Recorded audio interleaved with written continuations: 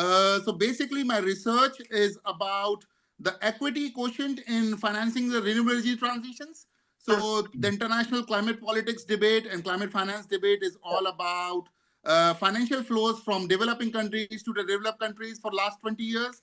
It's about commitments in renewable energy, and you know, it's more to do with international flows, but a less amount of literature is available or research has been done on how the flows are distributed and how empowerment and equity happens when these financial flows are there to promote renewable energy adaptability and transitions within the country. Basically, the whole debate of climate justice internationally has, certain elements like the one in the slide 2, I would say, where the three important elements are Copenhagen Accord, the Paris Agreement, and recently a new Green Deal, the Glasgow Pact. Then I'm going to connect my argument on renewable energy transitions with respect to the human health, the impact on human health. So the climate change vulnerability has extreme heat events, extreme air pollution events, and it also reduces the agricultural capacity of growth, which can lead to hunger and reduction in food production, and also leads to exposure of communicable diseases and other vector-borne diseases. So basically, when climate impacts human health significantly, what happens is, as a part of the solution, what has been basically agreed in the international community is that invest on renewable energy, because brown fuels are the biggest evil. That's understandable as well. Now consensus is growing that renewable energy is healthier, is cheaper, it creates more jobs than the fossil. Predictions say by INERA that 90% of the world electricity by 2050 will come from renewables. On that grounds, World Bank highlights that the path of sustainable development will lead to through the inclusive green growth, which means more people could be included in the green growth. So I tested this in the case of India, because it's among the top 3 polluters in the world at the moment. In the last 20 years, it's in a meta-externality of its impressive GDP growth. It's been considered, the emissions have led to many cardiovascular and respiratory diseases, according to the Ministry of Health and Welfare of the Government of India. That has also impacted the agriculture and food security. And the climate-induced crisis could lead to the sea level rise and would also force human migration in India. So it's a multiple climate crisis. That's why I selected India as a case of understanding. And India has a big role to play in international climate politics, because among being the third producer, if it is not on board, it will be very difficult to figure out any inclusive global response. And India has been an advocate of global climate justice. In its G20 presidency, completely relied on the theme of life based on climate action. It made very ambitious targets, like it says that by 2013, Glasgow had claimed that it will make 50% of the energy through the renewables, and which would require a high level of financing. Yes, they have also put conditions that this renewable energy could be achieved, goals could be achieved if $1 trillion could be mobilized from international and domestic sources in Indian capital markets.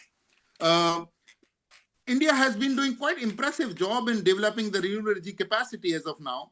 So in the last 7-8 years, but the thing is that most of the capacity is developed by the private sector, and the capital has been completely mobilized through the market. Whereas there is a need for also including more people in the energy transitions, because renewable energy has a capacity to develop distributed grids because of photovoltaic intensity being high in Southern Asia, especially countries like India. So I tested that through a theoretical framework on the impact of climate change on the environment. I connected it with health outcomes, and that's a theoretical framework I designed. And what are the economic direct and indirect consequences of that?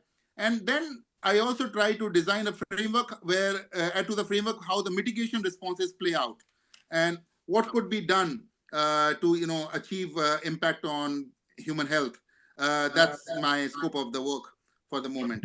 So basically, achieving better human health indicators through reduction in carbon emissions. So my research methodology included a mixed methods approach where I collected data and did policy analysis, which is existing at the state level and national level.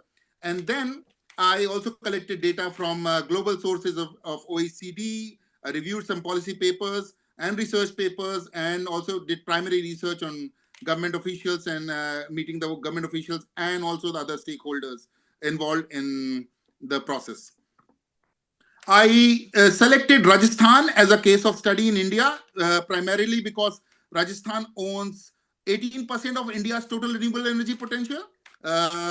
If you show the slide 12, Suchitra, is it possible? We're able to see.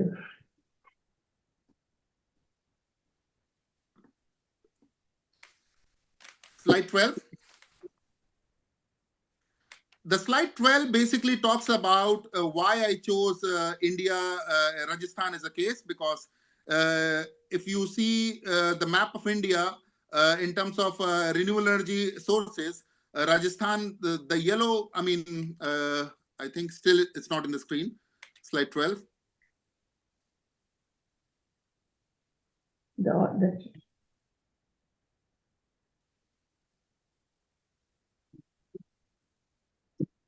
Yeah, go on, go down. I think you're going up. You have to go.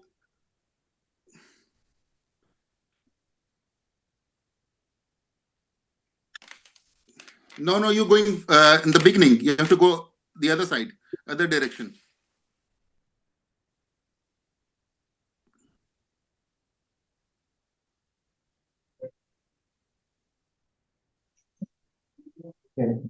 Yeah.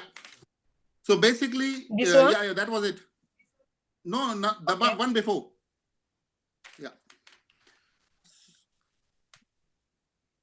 Is that one? This one? Yes. So basically, if you see the map of India, the concentration of renewable energy sources, wind and solar, specifically solar, is heavily concentrated towards the western zone, especially Rajasthan. So which makes it, highly potent for any renewable energy response and development response. And that's why I chose Rajasthan as a case of India. Then, based on that, can you please go to another 2 slides later, like the second slide after that? One more. Okay, I think one before.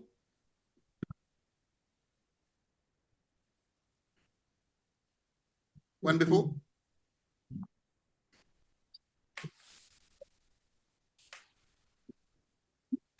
After this one. Okay, no problem. So basically, Rajasthan, India's total renewable energy capacity is almost 21 gigawatts. Out of that, in terms of solar alone, Rajasthan has developed 14 gigawatts. So it's overall it is quite developing a large chunk of India's renewable energy at the moment. It has deployed a capital of $11.5 billion. However, the challenge is that among all this development, 90% of the development is done by the private sector in the form of large mega projects. However, the government of India does understand that it needs to include more people and increase the concept of decentralized grids. It brought in a policy to bring in energy security among the farmers and in rural sector of India through a scheme called PM Kusum. The whole idea of the scheme was that 1 or 2 megawatts grids could be financed and developed by the farmers who have a lot of chunk of barren land, because Rajasthan has a lot of barren land and high photovoltaic intensity, and they can develop and feed into the existing line, and it can become a business model. But that scheme has actually, in last 5 years since its introduction, has failed. It has resulted in basically only 5% uptake all over the country, and out of that 5% uptake, 10% of the allocated uptake has been in Rajasthan, which has been fairly a success in compared to the failure standards. So basically, this reflects that there's no inclusion in the green growth. The green growth is not inclusive in nature at the moment.